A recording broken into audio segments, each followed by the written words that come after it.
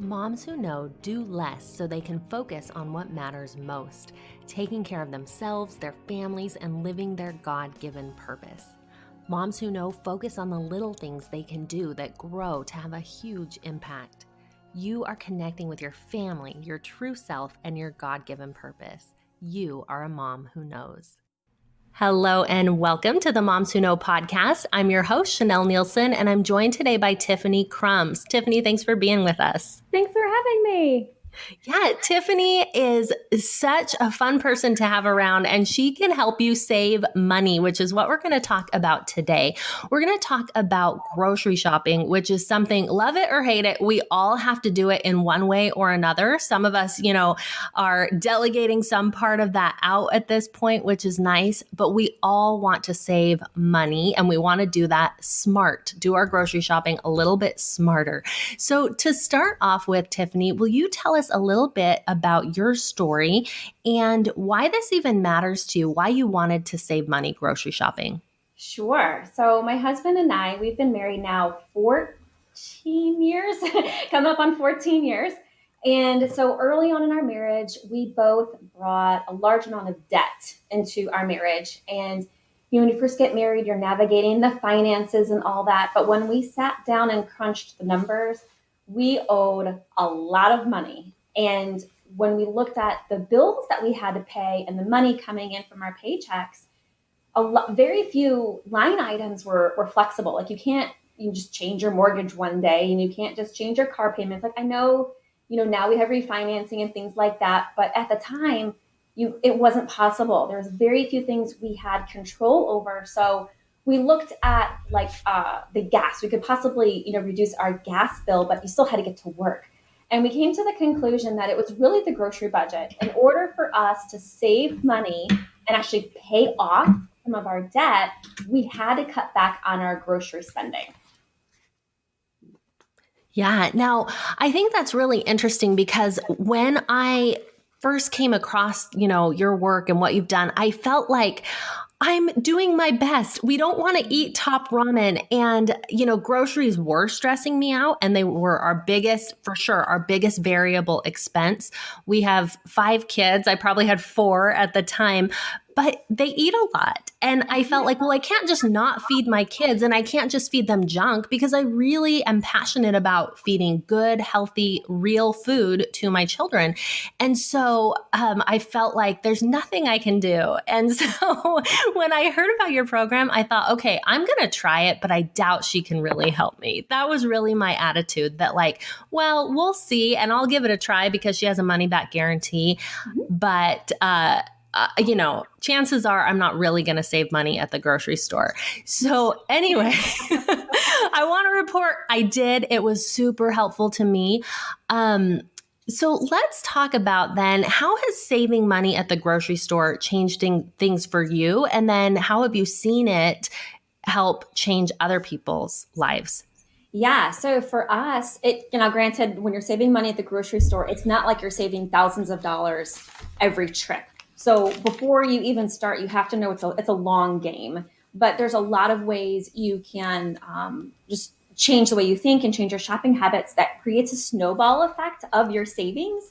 So the little bit that you're saving with each trip over time significantly adds up. So we were able to pay off all of our debt using our grocery budget. And then once that was gone, we turned around and just started building our savings account. And now we're huge fans of Dave Ramsey. We've never actually taken his Financial Peace University, but we followed a lot of his principles without even knowing it. So we built an emergency fund, and then we built our savings account. And several years later, we were able to buy a house and pay cash, which was huge for us. That was one of the goals. We were like, wouldn't it be so cool if one day, and we're totally dreaming when we had that thought. And then we just noticed over time, the snowball was growing. And the principles, when you apply it to saving money on food, bleeds over into other budget areas too. So you're saving money on personal care items and cleaning items, and just all the money started snowballing. And then one day it was like, hey, I think we can pull this off. And sure enough, we did. So that's how it impacted us. And then my readers, I've heard them pay off not only debt, but they've paid off cars. They've put kids through private school. They've put kids through college. They've funded their emergency accounts, built their savings account. It's brought financial freedom to so many of my students. And it's so it's so rewarding to watch their hard work pay off for them. And to think that it's all because of groceries. It boggles my mind.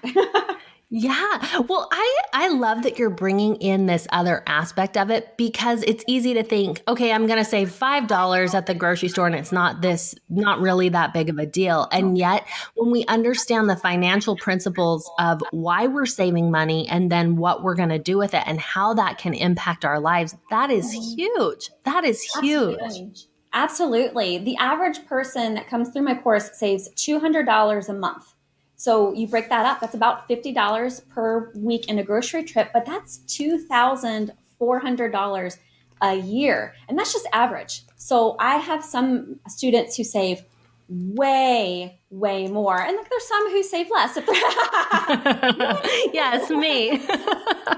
And if some students come in and they're already doing a pretty good job with their budget, like we can help them tweak it. So their savings is going to be a little bit different, but it's just really amazing. Like you said, if you apply the financial principles, it's not just the $5. It's really how you view your money going into the store and how you view what you're purchasing with your money. And really just making sure it's smart purchases and that you're defending your bank account, because no one else is going to defend it. The grocery store wants to make money off of you. And while you do need food, there are ways to get your food without giving them all your paychecks. Yeah, for sure. So I think in the first month that I did Grocery Budget Bootcamp, I saved like $600. It was an insane amount of money. And I was like, okay, yeah, obviously there were some things that I was doing that needed to change. So let's go there, because I'm sure people listening are wondering, okay, well, this all sounds good, but how? So let's talk about some tips and strategies for saving money shopping while eating real food. I want to make sure it includes that part, because I think that's where a lot of people go, well, yeah, I can save money at the grocery store if I then eat garbage food, because garbage food is cheap. So how do we do both? Yeah. So first and foremost, we want to place priority on the foods that you want to eat. So if you don't want to eat top ramen, then don't even think about top ramen. It shouldn't be on your grocery list. You shouldn't go down the top ramen aisle. No one's forcing anybody to eat foods they don't want to eat. If you want to eat real food, then that's where your priorities should go. So you should focus on the sales for real food and stores that have good deals on that real food. And then speaking of sales, I wanted to highlight just a few sales that really aren't that good, because we often as a consumer are drawn in by the whiz bang flash, like, oh, look at this sign and the stickers are yellow, and it makes us think, oh, it's a good deal. Well, this is where the education side comes in. So I wrote down just a few deals that really aren't that good, so that your listeners and your readers could go into the store and start the mental process of, well, let me be smarter than the grocery store. So the first one is buy one, get one 50% off. Now, okay, so caveat here, there's a lot of math involved when it comes to grocery budgeting. That shouldn't scare anybody. You don't need a math degree. I have one, but you don't need one. A calculator is your best friend. But when you break down the math of buy one, get one 50% off, that means each item is 25% off. Now, on surface level, that sounds like a really good deal. The problem with that is sales at the store are cyclical. So about every 6 to 8 weeks, everything, I should say nearly everything, goes on sale for 50% off. So if you stock up at a buy one, get one 50% off, you're actually spending more than if you just wait for that rock bottom price to come around. And that same concept applies to buy two, get one free. And that's really just 33% off. And then I wanted to note that if you see something that's on sale, don't assume it's a good deal, because a sale just means it's less than the regular price. So it could be 1% less. I mean, it could be 1 penny less than the regular price. And the store is going to mark that as a sale because technically it is, and it's not misleading. We're just assuming the number is that much greater than it actually is.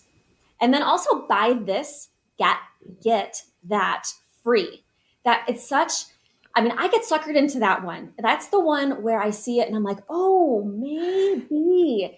And I have to take a step back and be like, okay, well, maybe if I was going to buy the free item anyway, then maybe it's a good deal. But was I going to buy the item that I had to buy to get the free? And if I wasn't, then I'm not really coming out ahead. I mean, if anything, I'm spending more money for something I don't need or want. And even more so, those types of deals come along with food that isn't necessarily real food. So we're kind of getting suckered, like our goals are one way and the marketing is sucking us in another way. And then we're spending more than we have to. Yeah, and that's really interesting with these sales in particular. It's so much an emotional decision. And we Very think much so. like, oh, I'm super logical at the grocery store. I've got my list. I know what I want. And yet, oh, it's a good deal. Oh, we get excited. And there's this feeling and there's this emotion of, I want that. And it kind of can derail us. Mm-hmm. Absolutely. We have to, like, I tell my students all the time, you have to go in with blinders and sometimes even like earbuds and plug your nose. It's, it's so funny because grocery stores will play to all your senses. You have colorful produce, you have the scent of the bakery, and you have let's see, the ears. You can hear the music playing, and all of this on surface level, it's like, oh, well, it's just a grocery store. Of course they have nice music. Of course they have pretty produce. And of course they have a bakery. But this is all strategic for you, like us as consumers, to go to the store, to enjoy our experience and stay longer, to buy things like these freshly baked cookies that are not on our grocery list, and to shop the store in a certain way that encourages us to spend more money, like putting that colorful produce almost when you first walk into the store. So you really have to like put on your game face. It's like if you were going to go play a football game and you're a player and you're like getting amped up before you walk out to the field. It's very similar. Take those big breaths and you go on, blinders, all the plugs, and you focus on just what you need, and then you get out as fast as you can. Yeah. Okay. I think it's so good. And it's hopeful for people that feel like I felt several years ago, just like I'm doing the best I can. And yet I'm still spending more than I want to spend. And, it can be so hard to find that balance of, getting the food that you want, having the meals that you want, trying to eat healthy, doing all those things, and yet sticking to your budget. And I hope that people listening really feel this sense of hope. Like, oh, there are things I can learn. There are things that I can do differently. So I'm going to put a link in my bio to Tiffany's course. If you want to save money at the grocery store, if you feel like, okay, this is something that would really help my family, then check that out. She has a lot of free resources as well that I'll link to there. Tiffany, thanks so much for being with us and for teaching us today. Thanks so much for having me. Yeah, and thank you everyone for listening to Moms Who Know. So for those of you listening on the podcast, you can go to the show notes and get more details about Grocery Budget Bootcamp. And Tiffany has some great free resources there as well that will help you at the grocery store. I'm going to share my favorite tip that I've learned from her, which is this. It's so simple. And I don't know why I wasn't doing it before, but maybe you, like me, are also not doing this yet. And it is to check what you have before you go to the grocery store. Go do a quick inventory. Look in your freezer. Look in your fridge. That's going to keep you from being tempted by those sales that Tiffany was talking about, because you'll know if you need it or you don't need it. And you'll be able to really clearly figure out what you actually need. So there's so much more good stuff in Grocery Budget Bootcamp. If you're feeling like this is something that would help your family to get on track financially, then I encourage you to check it out. I definitely stand behind this program as a user of it. I purchased this program on my own, not ever with any intention of coming on as an affiliate, but because I have used it on my own, I can stand behind it and say, yes, this is something that is going to help you. So again, link to that in the bio. Thank you for being here, and we'll see you next time on Moms Who Know.